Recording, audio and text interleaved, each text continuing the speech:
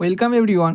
So দেখো, আজকে আমরা পিএসসি মিসলিনিয়াস পরীক্ষার কিছু আপডেট সম্বন্ধে আলোচনা করব। সো দেখো, পরীক্ষা হয়ে 2-3 মাস কেটে গেল, এখনও আমরা আনসার কি পাইনি। সো আনসার কি আমরা কবে পাবো, ভ্যাকেন্সি কত হতে পারে এক্সপেক্টেড এবছরে, কতজনকে পাস করানো হবে, আর আলটিমেটলি রেজাল্ট কবে দিবে, এইসবগুলি আলোচনা করব। তোমরা ভিডিওটি প্রথম থেকে শেষ অবধি দেখো। You're a superhero.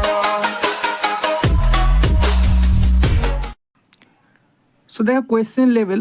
সো যদি আমরা প্রিভিয়াস ইয়ারের কোয়েশ্চেন সঙ্গে এবছরের কোয়েশ্চেনকে একটু কম্পেয়ার করি, তাহলে আমরা দেখতে পাবো যে প্রিভিয়াস ইয়ারের কোয়েশ্চেন জিকেজিএস থেকে হার্ড এসেছিল এবং ম্যাথসের ক্ষেত্রেও মডারেট কোয়েশ্চেন এসেছিলো। কিন্তু এবছরে 2024 সালে জিকেজিএস এবং ম্যাথস দুটো দিকেই ইজি কোয়েশ্চেন এসছে, অর্থাৎ এবারে ওভারঅল ইজি কোয়েশ্চেন এসছে। সেক্ষেত্রে এক্সপেক্ট করা যেতে পারে যে এবারে কাট অফও বেশি যেতে পারে।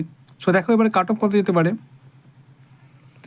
সো দেখো, প্রিভিয়াস ইয়ারের কোয়েশ্চেন যেহেতু হার্ড এসেছিলো, সেক্ষেত্রে কাট অফ গিয়েছিল ইউআরের ক্ষেত্রে 116, OBC A 106, OBC B 110, SC 100 এবং এসটির ক্ষেত্রে গিয়েছিল 74। সো তুলনামূলকভাবে এবছরে কোয়েশ্চেন ইজি হচ্ছে, তাই এক্সপেক্ট করা হচ্ছে কাট অফ ইউআরের ক্ষেত্রে 120 ±5, ওবিসি এ 110 ±5, ওবিসি বি 115 ±5 এবং এসসিদের ক্ষেত্রে 110 ±5 এবং এসটিদের জন্য 85 ±5। এটি কাট অফ হতে পারে এবছরে তোমাদের মিসলিনিয়াস পরীক্ষার। সো এরপর দেখো, এক্সপেক্টেড যে ভ্যাকেন্সি সেটা কত হতে পারে।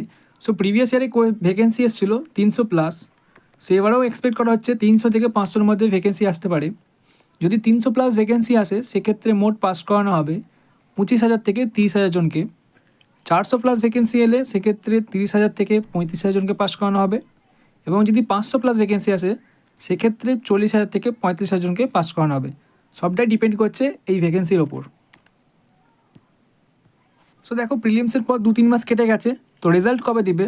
সো এক্সপেক্ট করা হচ্ছে ফেব্রুয়ারি থেকে এপ্রিল মাসের মধ্যে তোমরা এই রেজাল্টটা পেয়ে যেতে পারো। আর যদি খুব দেরি হয়, সেক্ষেত্রে জুন জুলাই মাসের মধ্যে তোমরা এই প্রিলিমসের রেজাল্টটা পেয়ে যাবে।